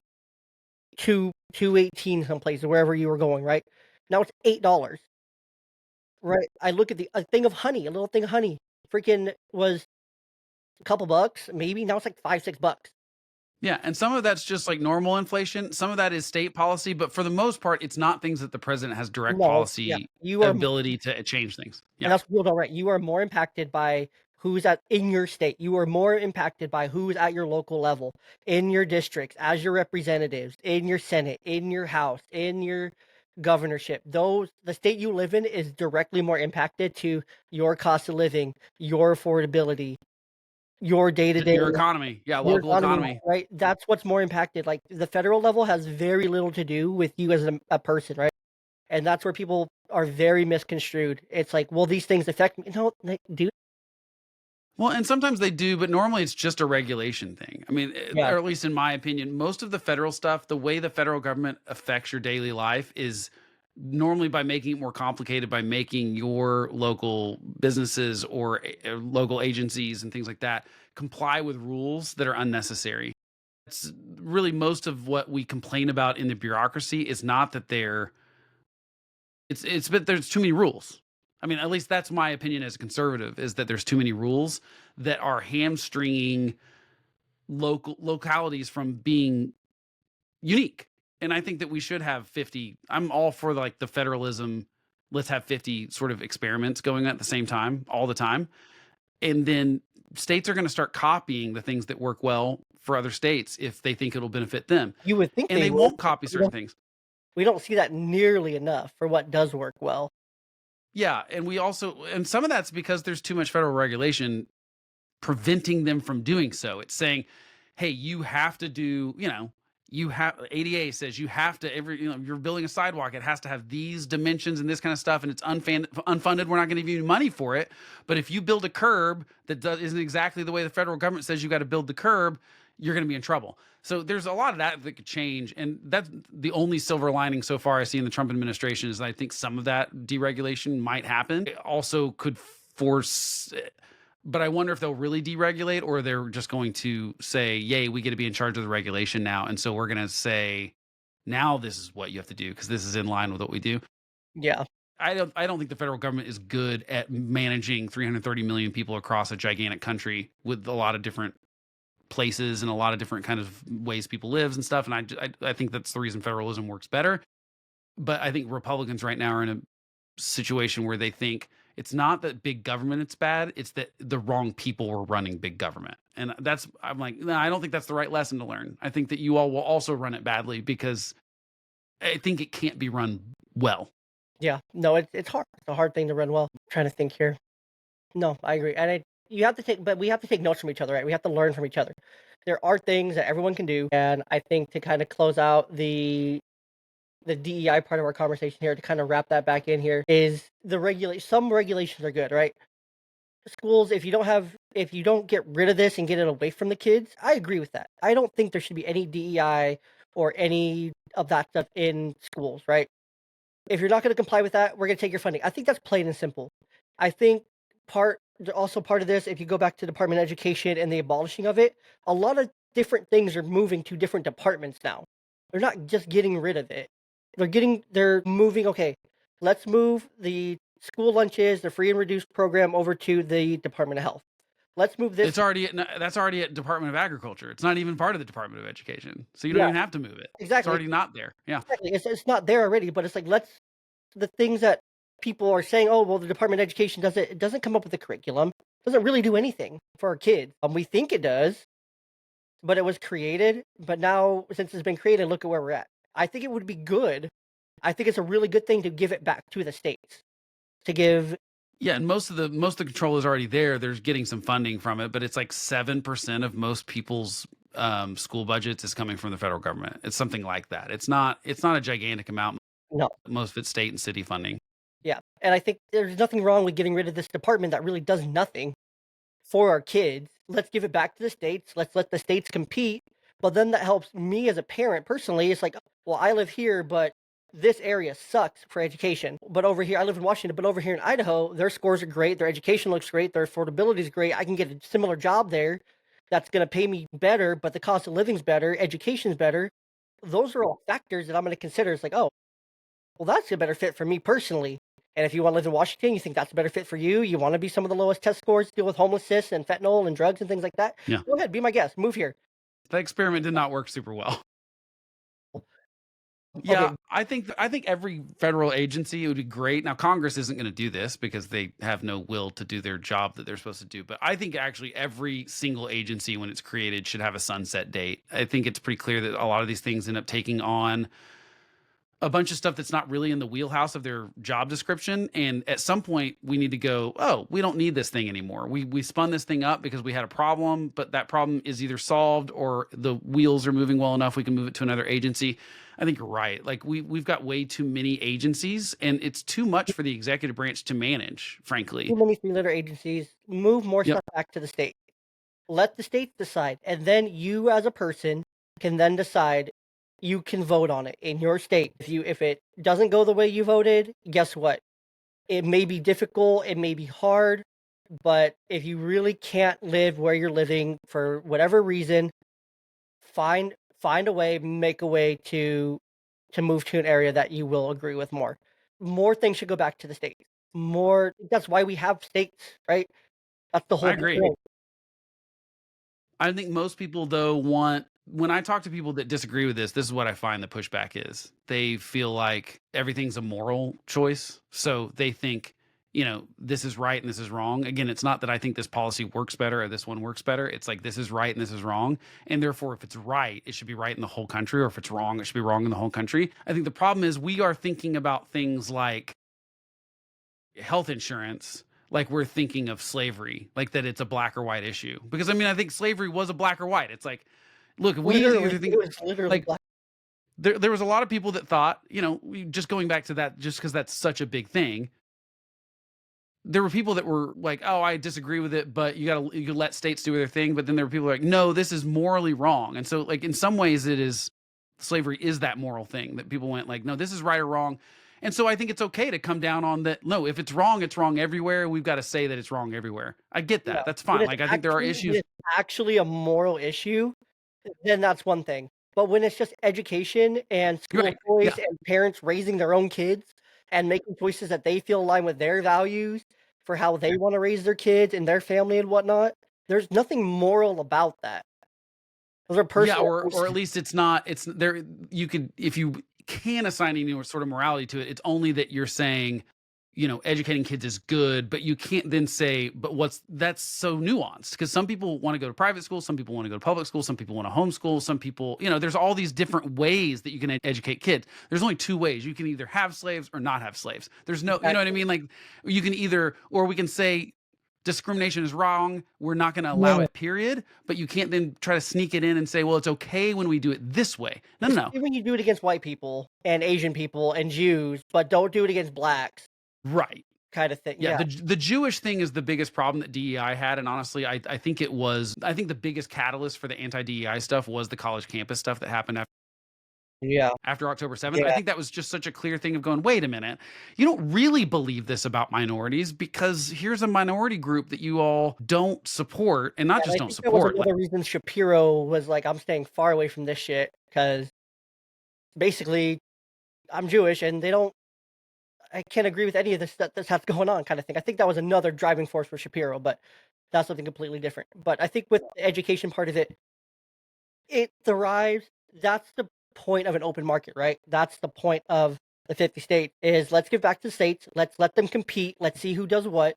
Because then you're just looking essentially our floor would go higher, we would raise as a nation if each state is competing against each other kind of yeah, thing. I agree.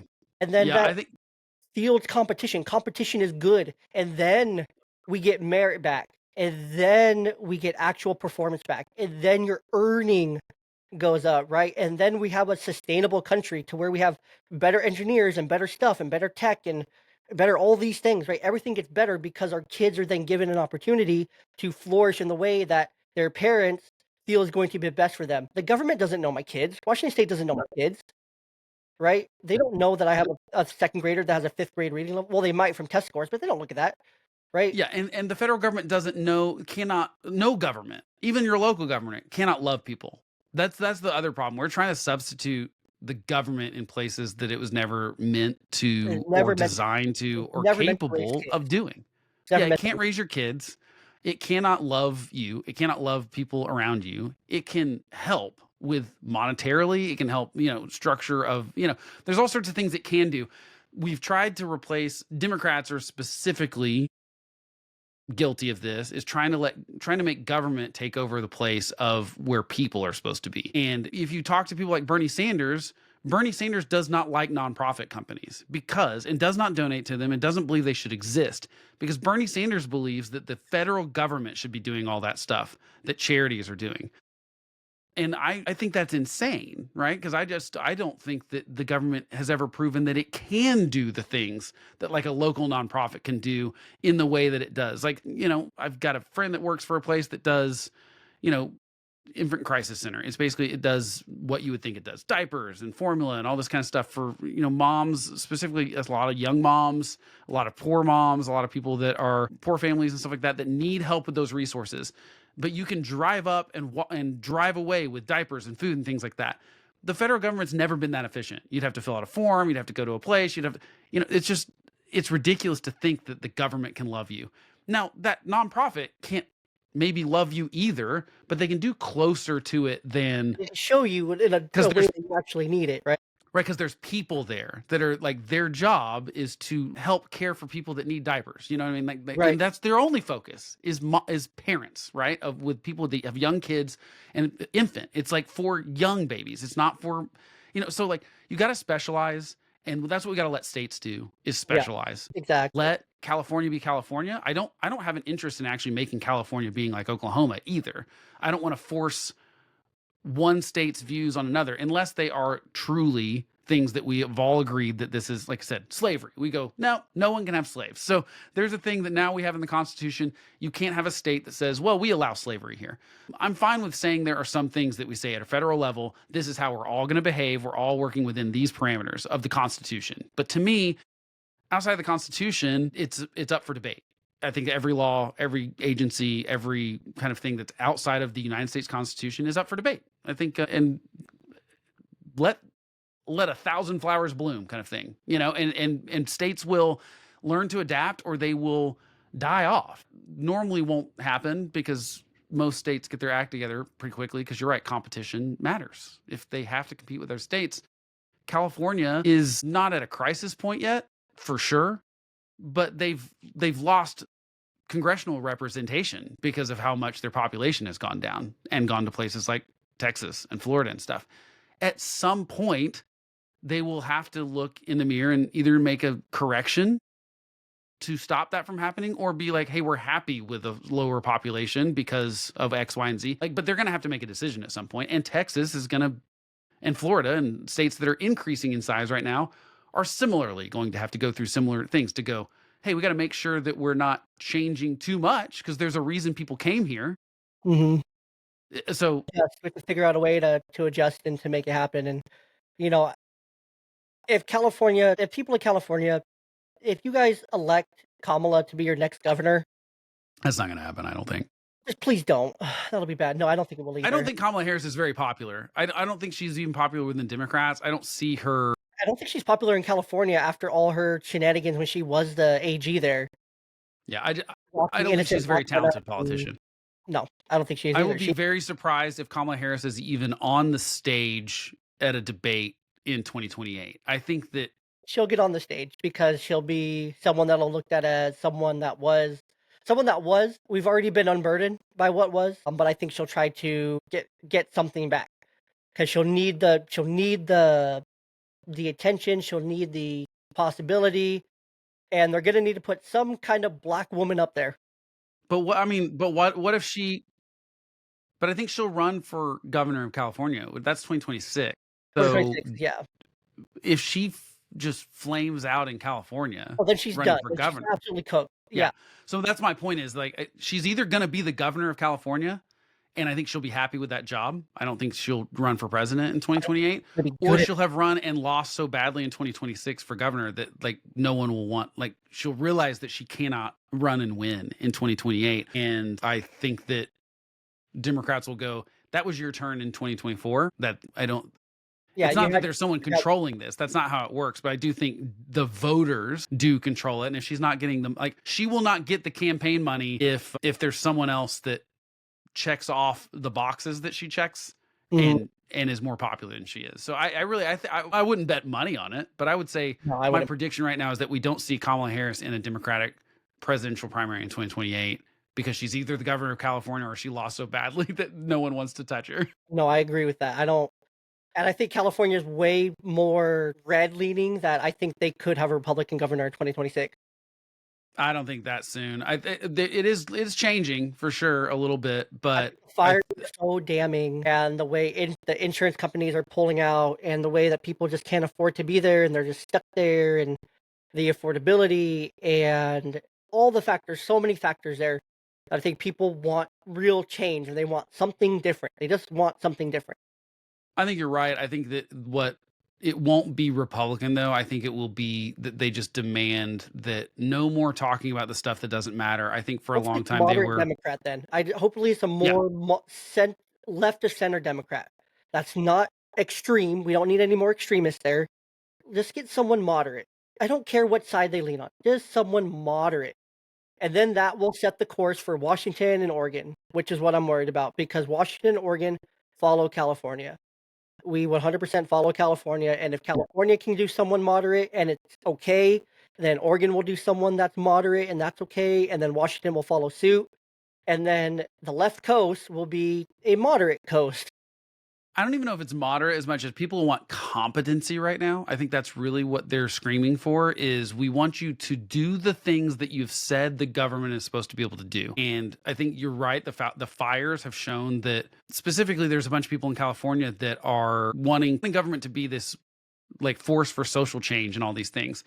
And what most people go, no, we really just want you to be able to put the fires out. Like that's, if you can do that, then yeah, let's talk about ending homelessness. But if you can't put the fires out, that's kind of like the top of our level. So I think that they're just going to demand competency more and maybe pay more attention to people's answers when they're asking them questions about how would you do X, Y, and Z, and realize that for a long time they were going along with whoever made them feel warm and fuzzy about something. So we're going to end racial discrimination. What, like, pick it, you know what I mean? You're right. It's like checking off diversity boxes. It's whatever. The reason I don't see a lot of hope that that's going to happen is that you look at the recent DNC kind of stuff. It doesn't look like they're taking a look in the mirror to actually see what really went wrong in this last election. They won't. The DNC is doubling down on this was racism and misogyny.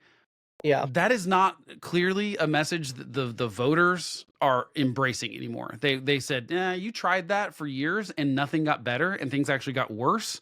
So we are rejecting that. And I think the identity politics stuff, especially when you look at how it went not over well with young people and minorities specifically in the 2024 election. It definitely didn't go over well with men at all. Yeah, but who cares? I mean, they had written off that demographic already. Big demographic. Yeah, but it's not a very reliable demographic, honestly. Women are more reliable voters. So they're not wrong to have gone after women instead. I think what people have realized, though, is that, and again, voters are dumb. So I'm not saying that the voters are going to be the same in 2026 or 2028 as they were in 2024. They are very sheepish. They just kind of move with the herd a lot of times. Don't really do a lot of critical thing. I feel like that's maybe, I mean, I think we are the biggest problem because we can fire all these people if we want to. I don't think California is going to wake up, though, just because of these fires. I do think it's bad for Gavin Newsom's political career specifically. I think it's going to be hard for him to run in 2028 and not get fielding questions. Keep in mind, from Democrats, they're going to be like, because that's who has to beat him first. People always want to think about this in like the general election terms. I'm like, no, he's got to get through a Democratic primary first. And I think those people are going to eat him alive for saying, frankly, for the eating at French Laundry while saying everyone else has to be in lockdown. I think that those are the things that he's not going to be able to get over. And I think that what we've realized, I hope we've realized, my theory of all politics is that at least since 2016, people have been desperate for someone authentic. I think that's the number one quality. They want someone that they can trust, like believe. I think for all of Donald Trump's faults, I think that he is authentically himself. I think he might lie all the time, but he is who he is. He's not trying to be pretending to be anyone else. Yeah, his accent doesn't change depending on the crowd he's talking to. Exactly. Yeah, he's not changing. He's wearing the suit at McDonald's. Like, you know what I mean? Like, he's wearing the suit in the garbage truck. Yep. He's wearing it at McDonald's. He's not pretending to be a good old boy. It's like he is who he is. And Bernie Sanders is the same thing. I think that's what people are attracted to Bernie Sanders with. And frankly, people like Hillary Clinton and Kamala Harris and to some degree, like Ron DeSantis, I feel like has too much of a performance thing where people go, "Are you?" It's interesting because he's done such a good job in Florida. Yeah, because I think he's a good governor. I mean, I think he's a good executive. I don't agree with everything he's done. I don't see him being a good president, but I can see him being a really strong number two, like a good vice president or a good cabinet member. I mean, exactly. I think he's good at executing. And I think what people have realized is they want that. I think that's why really Kamala Harris got rejected. I think that's why Gavin Newsom will eventually get rejected, is because I think people go. I think that's why J.D. Vance could have a very good shot in 2028 too, because of the things we're saying here. Because he's very authentic. Everyone knows his story. See, I don't think he's authentic. But how do you explain his change of heart over and over again? I mean, 8 years ago he called Trump Hitler. And now he's his vice president. People change, though. People do change. Like, honestly. But what was the explanation for why? I don't know the explanation for why. That's my point. I need to know the explanation. I want to know why. No, I hear you. But it's politically convenient is why. It was convenient to not like Trump 8 years ago, and it's convenient to like him now. That's the reason why. Well, that's not authenticity, and that's not honesty. That is political maneuvering. And I don't trust it. How old was J.D. Vance 8 years ago, though? He was He's barely my 30. age, so he's 32. I mean, it wasn't even 8 years ago. It was in 2019. I'm pretty sure he was still talking crap 2019, on 6 Donald years Trump. ago, he's 37 now. So he was 31, 32, which Okay, is, but I mean, how many 32-year-old men actually have a real strong political conviction and still aren't going with the crowd? You know, I'm just well, playing devil's advocate here. I'm playing devil's advocate. yeah, that's fine. Okay, but I would say the only reason he's pro-Trump is because he wanted to run for Senate and he realized he had to kiss Trump's ass to do so. That's the reason he's pro-Trump. And I'm not saying that might be his genuine position. It might have been his genuine position 8 years ago too. My point is he changes too much. I don't actually see. I think people are going to ask those questions and go, and they did this time around. Now, I mean, it didn't matter because I don't I don't think that Kamala Harris could have beat Trump no matter what. I don't think Kamala could have beat anyone in the. I don't think Kamala would have beat JD Vance if it was JD Vance. I don't think Kamala would have beat Tulsi, RFK. She No, may have I beat don't. No. RFK. She may have beat RFK. Well, RFK wasn't going to be. I mean, RFK was running as an independent, so I mean, he didn't have an actual chance She of didn't have an of actual chance. winning the No. presidency no Mm-mm. matter what. Yeah. It's. I think, and look, that's just me saying. I call out all politicians when I see hypocrisy or if I see change in views with which is clearly for political expediency and not really about values or any sort of thing. And I think JD Vance is very smart, no doubt. I do think it'll be hard for him to get through these 4 years while trying to run for president in 2028 and not piss Trump off. Many eggshells. So many eggshells. I don't envy his position. No, how is he going to do it? I don't think it's possible. No, he's gonna piss him off along the way. There's gonna be disagreements, which is okay if there's disagreement. I mean, you're allowed to disagree. No problem with that. Like, that's okay. That's okay. That should be encouraged. The president and vice president shouldn't just be in an echo chamber together. Right. But will he ask him to do something illegal? Will he ask him to do something illegal that JD Vance goes, I can't do this and get elected in 2028? I think that's where Vance will draw the line. I Right, think that's but like, where Vance will, but then you're done. yeah. But then Well, I you're think done. that's where Vance will be smart enough to go back and go back on a Rogan or a Vaughn or go back on these podcasts and say, hey, look, this is the real story. This is what actually happened. I think he's very well rounded. I think he's a good speaker. I think he has a good moral character at the core of it. At Right, his but does own Donald personal Trump have control of the Republican Party enough still to not allow that to happen? That's going to be the question: is But how much control will if your vice president, who let's say he resigned straight up because of something like that, and then the next day he's on Joe Rogan and exposing all of it, I It think won't that happen. Not with Trump. Not in the way Trump. Not unless Trump loses the support that he has. Now, if Trump loses, if you Trump have a loses, vice president that resigns that won't midterm, happen. I don't think that'll happen. I'm not saying he'll resign. I'm just saying I think he'll have to be put in a position where he has to choose between what's good for him politically in 2028 or what Donald Trump wants in the moment. And I think that he's because my theory of the case is that Donald Trump will do a bad enough job in this term that most of the public will be asking for a Democrat in 2028, which will make it already a uphill climb for JD Vance as being part. It's like Kamala Harris kept talking about this administration, like as if she wasn't in the administration. I hear you. Like she was trying to separate herself, but people were But she already never so really fed up did. with yeah, because she said everything was great. We did a great job. We're Right. great. So We're the best. We're the best thing since sliced JD bread. Vance is going to be in the same position. I JD can Vance hear is it. going to be in the same position in Make- 2028. If things are going gangbusters and the country loves the direction everything's going, yeah, he's going to be okay. I'm just saying I don't think that's how things are going to work out. There's going to be very few things that have to go right. They have to go right for this administration as in totality. Health actually has to improve. That's one. National security has to actually improve. We have to stay out of world conflict, no new wars. Our deficit has to start to decrease versus increase some way, shape, or form, which it won't happen because that's a 50-year None of those things are going to happen. None of them. Some of them, something has to happen. Energy prices have to improve. Energy prices probably will improve. Yeah. Like some of these things that matter to people have to improve in some way, shape, or form. Some of those, I'm not saying all of them have to go right, but if there's a positive trend and the needle moves in the direction that the people actually want it to, if we get more dyes out of food, if our vaccine schedule gets better or something. People don't care about that stuff though. People did not vote in November for vaccine schedules or red dye. No, but people did vote for. They voted for the health. economy. Yeah, they voted for the economy and immigration. That's what they voted for. True, but I think health is also a big one here, at least for me. Right? It's not. It was wanna pretty far see down that. the list. I No, I want know you might. to. I'm not saying I people want to. don't. I'm not Yeah, saying people don't, but immigration. like If we actually have a the good grasp on our border, right? Like you're saying here, a good grasp on our border. That's a huge win. That's points in JD Vance's favor in 2028. Whether he has anything to do with it or not, because he hasn't been anywhere near that situation we've seen in the first few weeks. He's been off doing other things, which I think is a really good balance here too. That Trump does trust him enough to go off and speak at this summit or go here or go there. Or maybe it's just a ploy to keep them separate so that there isn't some of that pushback. I think Trump hired people that are good on television on purpose. I think that most of his cabinet members, that is the it's loyalty first, and then the second priority is, are you good at articulating things on camera and arguing with people? And I think that most of his nominees fit those two Can things. you make me look better? Third is, can you make me look really good?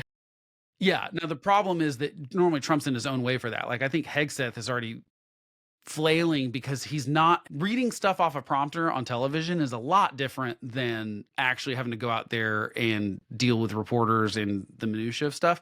And I think we're already seeing that Pete Hegseth is not as good at it as we thought his TV stuff would translate, because he's already trying to walk back things that he said in official things. We're like, well, that was a written speech. So like with the Ukraine stuff, they're already like changing views on a day-to-day basis. Yeah, no, I That's don't not going think to work well. Hegseth is a good pick. He's going to be out. He probably is out before the summer You at think this he's the point. first one? You're still He has so to be. yeah. I absolutely think he's the first one. I don't think it's going to be. I don't think it's going to be RFK Jr. unless he just absolutely flops. I I think don't he think. will be out too pretty quick. I think that there's a lot of managerial stuff that goes on at HH. I mean, it's a quarter of the budget is what I think RFK Jr. is in charge of he'll at now. least make it 2 years. He'll at least make it 2 years, and we'll see what happens in that 2 years, right? Yeah, you know, but I think it takes one little bird flu incident or something like that for him to get wrecked. You know, I don't think it's going to take much, and I think I that's the think it's other going to problem be is kind that of like we are. a sports franchise, right? To where Trump's the owner of the team, and then if the GM does a bad job or if the team as a whole underperforms, okay, who's high up that I can scapegoat this with? The GM, the head coach, this person, that person. The quarterback's coach was terrible, or the strength trainer's terrible, or that's why we keep having so many injuries. So we have to change the athletic staff, and let's not actually look at. I don't want to take accountability for my field being shit, for MetLife Stadium being Right, awful yeah. and turf, but I'm gonna actually blame the athletic trainer. That's more of what's gonna happen. I think you're right there. That's more of what's gonna happen. It's gonna be a shit rolls downhill. It's only gonna roll downhill, but if the shit starts to come back up and pile up, okay, what level do I need to clear that shit out at? So Yeah, because it was easy to blame Democrats. It was easy to blame DEI. But if you get rid of that stuff, you got to blame it on someone. And this is how politics works. So yeah, someone's going to get the blame. I don't see this cabinet being like hunky dory, best friends forever. yeah, no, it's definitely not gonna be. There's gonna be a lot. There's gonna be many documentaries made about this. Let's just say that. I can't wait for the books about the Biden stuff, because to Oh my me, the god, stuff I that's can't already wait. leaked out is just outrageous that we allowed that to happen as a country. Is that like, I think we're very fortunate that it wasn't worse with a I want to president know that was who's that gonna incapacitated. betray. I want to know who's gonna put the book out first, because they're all working on book deals. But who's really gonna put the book out first? Is it Well, gonna be the someone from the Biden family? Is it no, I gonna mean, I think there's enough Democratic infighting right now between sort of Obama team, Biden team, Kamala team, these sort of different factions, that I think that you're already seeing all sorts of stuff coming out that quicker than I think we would have normally expected it to happen. And so, but I think we should already be upset about how we were being lied to and no? how that presidential administration was being managed. Yeah, no, I'm upset about it. I'm upset about it that the last 4 years were a waste and only created more problems and didn't help our country at all. We're in a worse position now than we were 4 years ago. Yeah, I think pretty much across the board, I would say that's the case. Yeah. I mean, not 100%. There are things that he signed that I agree with, but they were the things that got no press. Like, hey, let's cut some red tape on getting nuclear facilities online. Like, yeah, okay, great. A bipartisan supported bill, president signs, gets no. It's like, that's a good thing, but it gets no press because it's Well, not fun to talk about. no, it's not. It doesn't catch enough headlines. But I think you're right. The two things that have to go absolutely right for this administration the next 4 years are economy. Has to go great. It has to make positive trends in the right direction. Yes, I think that's it. Stability, That's the biggest thing. If that can be right, I think the Republicans are in a very good spot for 2028.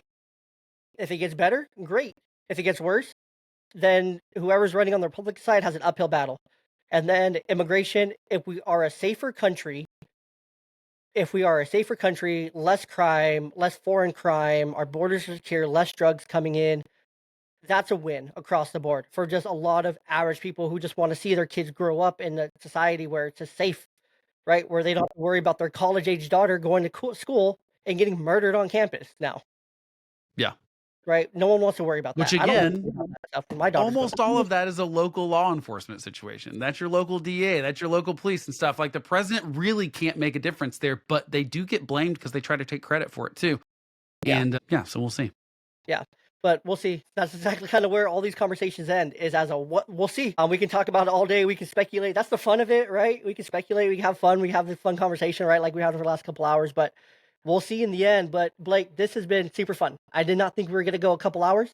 I'm really glad I had today off to go a little bit longer than I normally do. But thanks for helping me cut through some of the nonsense and some really good straight talk on these issues. We didn't even get to the issue of immigration, but we touched on so many other great issues that I think we supplemented really well. We got a lot, yeah.